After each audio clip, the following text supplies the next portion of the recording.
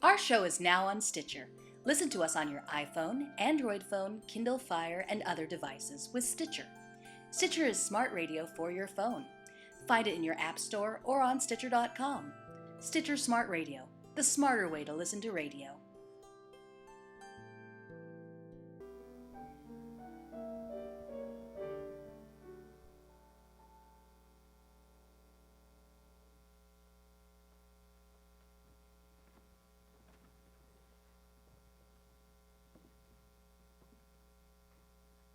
The scripture reading for today is Matthew chapter 22, verses 15 through 22.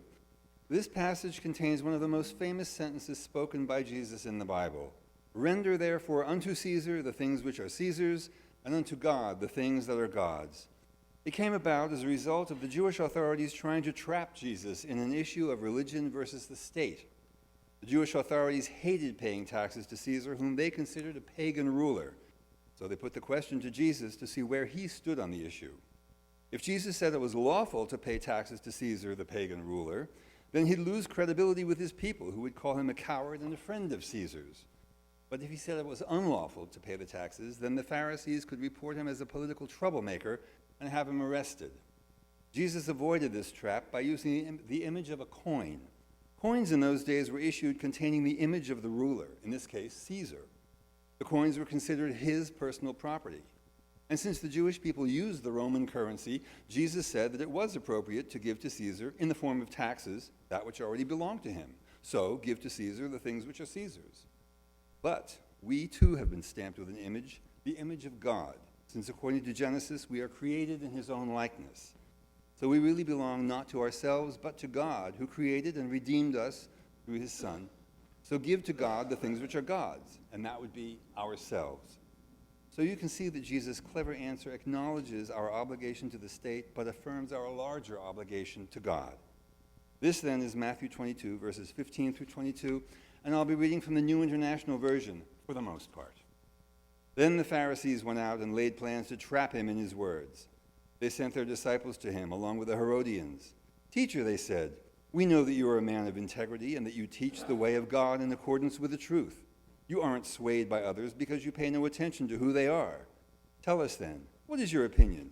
Is it right to pay the imperial tax to Caesar or not? But Jesus, knowing their evil intent, said, you hypocrites, why are you trying to trap me? Show me the coin used for paying the tax. They brought him a denarius. And he asked them, whose image is this? And whose inscription? Caesar's, they replied. Then he said to them, so give back to Caesar what is Caesar's, and to God what is God's. The King James Version has the most famous version of that line, render therefore unto Caesar the things which are Caesar's, and unto God the things that are God's. When they heard this, they were amazed. So they left him and went away. May the Lord bless to our use this reading of his holy word.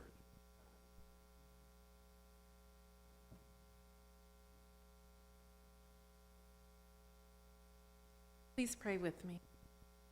Let the words of my mouth and the meditations of my heart be pleasing to you, Lord, my rock, my redeemer.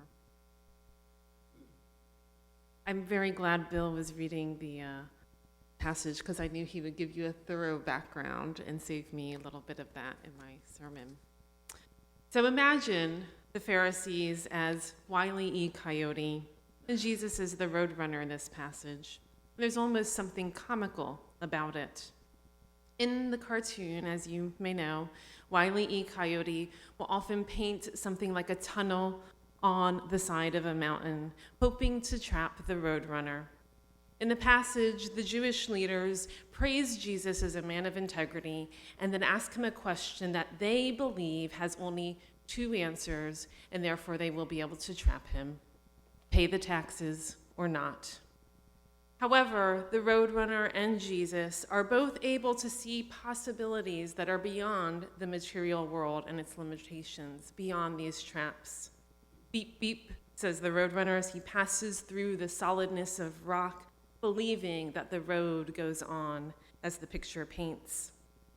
Jesus dismisses the misguided concerns and lack of faith of the Pharisees, and like the roadrunner, sees this other path on his spiritual quest and leading the spiritual with the Spirit leading as his guide through beyond these material concerns that the Pharisees present to him. If we step back and look at the larger narrative of this story, it's not really comical at all.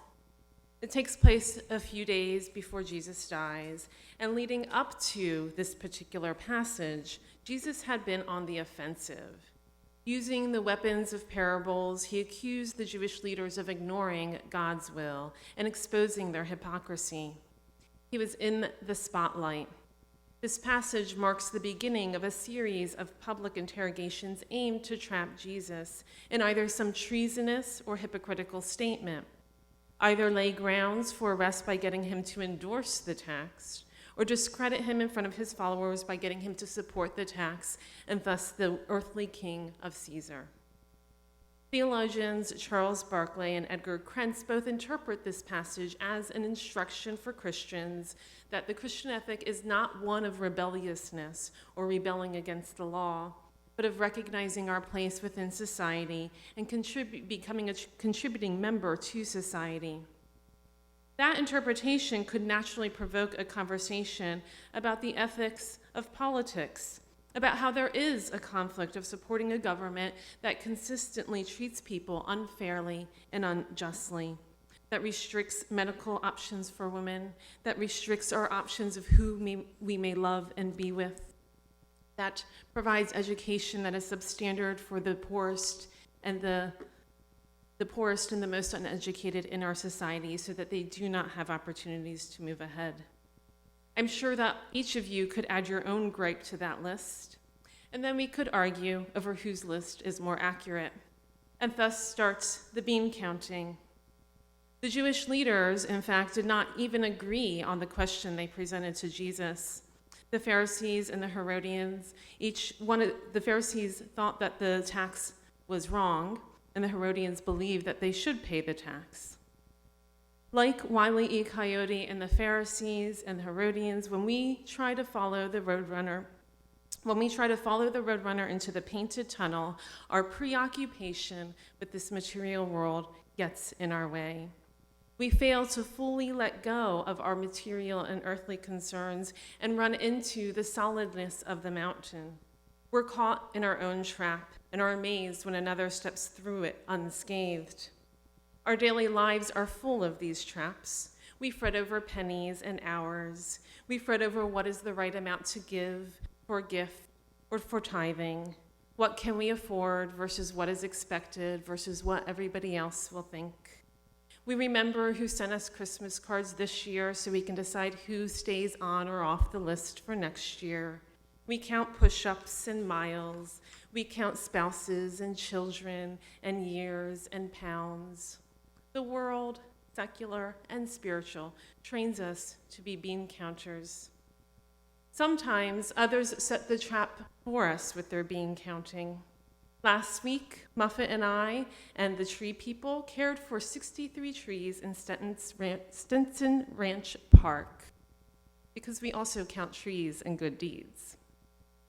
She pointed out on the drive home that the entrapment in this passage is not so different than how her non-Christian friends will often quote Bible verses, usually out of context, to try to prove her wrong, as if her faith is a contest or a debate that one of them can win.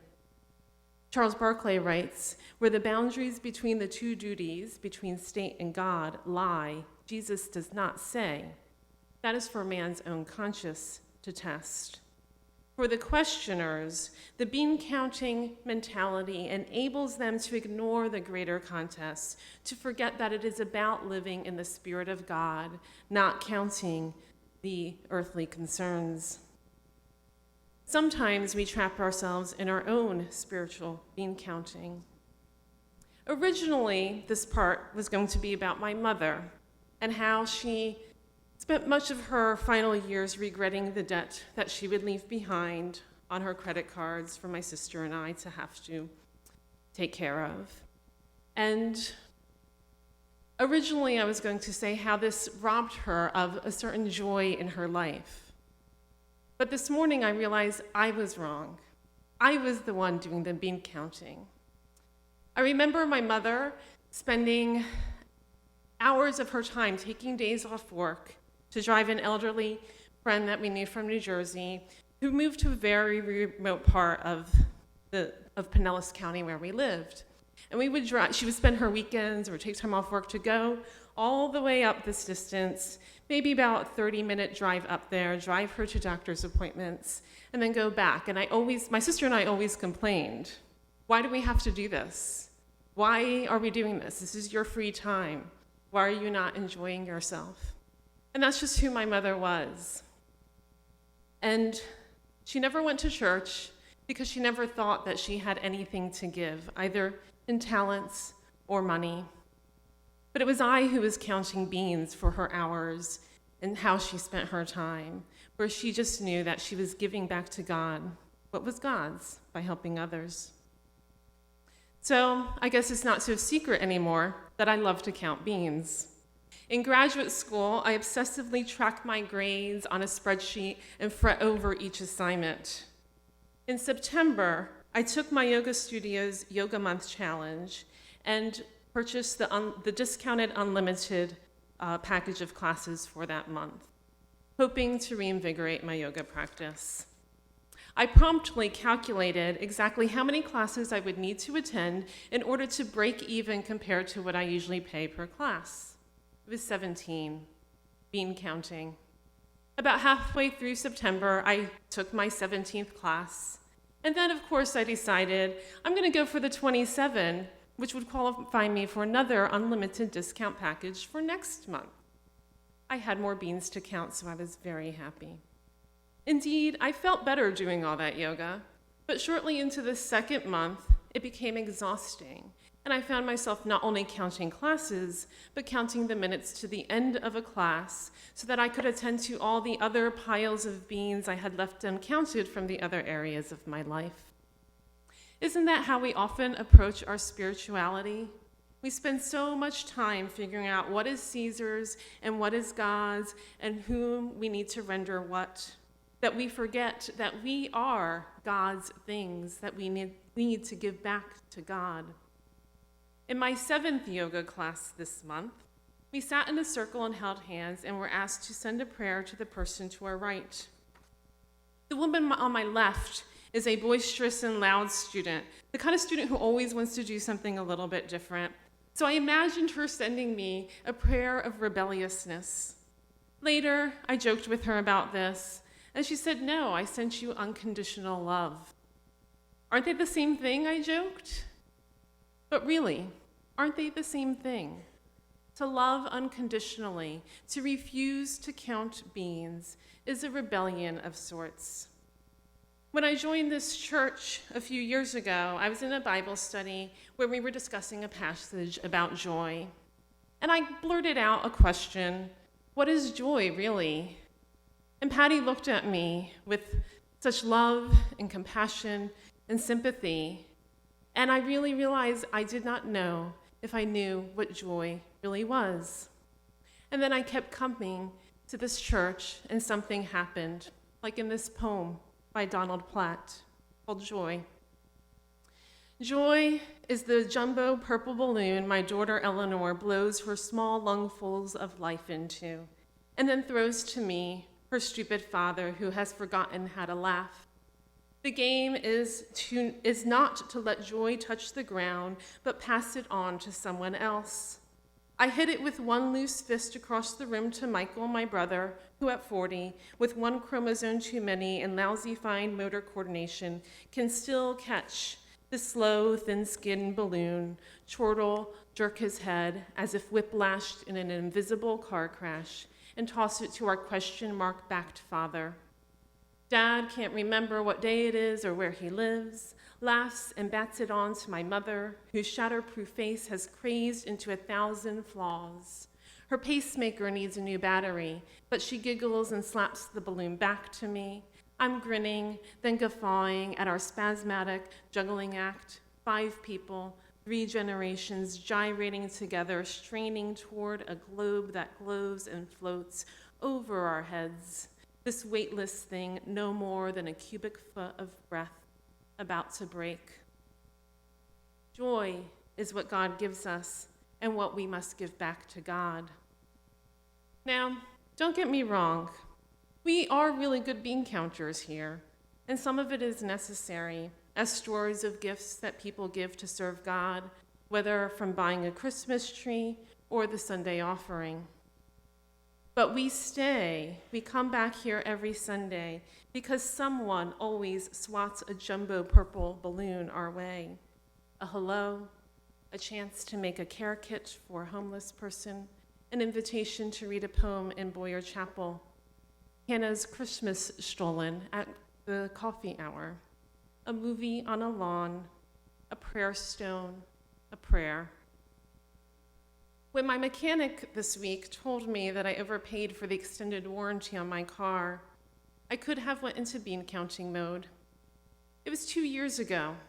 In those 2 years, I have eaten well, I have traveled, tithed, bought new clothes, afforded medical care when needed, and even had some left over to give to charity or take a friend to dinner. Could I have used the extra money?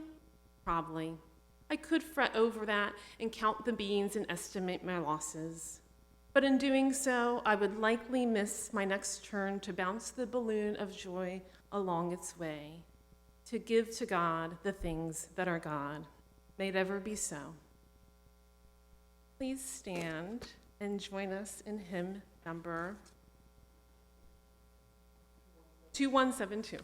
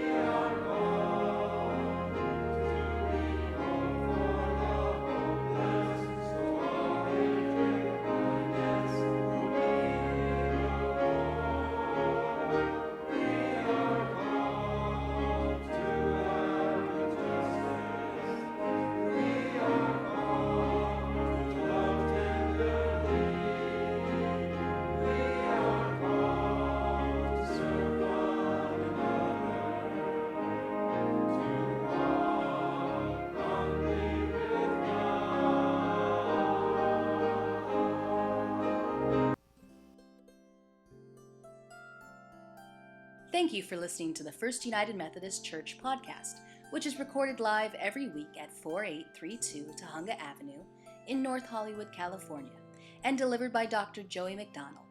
For more info on us, please check out nohofumc.com or find us on Facebook and Twitter under NoHoFUMC.